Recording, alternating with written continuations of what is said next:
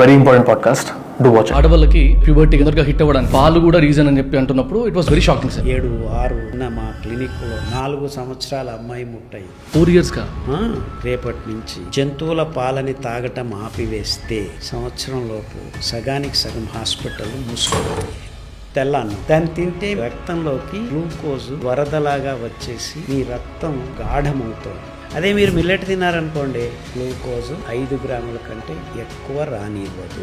So ఇది కావాలా, ఇది కావాలి, ఇది తింటే ఆరోగ్యం అని మేము ప్రూవ్ చేసాం. ఇది తింటే రోగం అని మీ అందరికీ తెలుసు, అయినా మీరు ఒప్పుకోవట్లేదు. ఇది వరకు 104 మగవాళ్ళకి బాల్డెడ్ ఉంటే 10 లక్షల మందిలో ఒక్క ఆడామకి ఉండేది. హార్మోన్ బ్యాలెన్స్ గా ఉంటే ఆడవాళ్ళకి వెంట్రుకలు మూతి మీద రాకుండా తల మీద వస్తాయి. అమెరికా, యూరోప్ లో women shave more than men.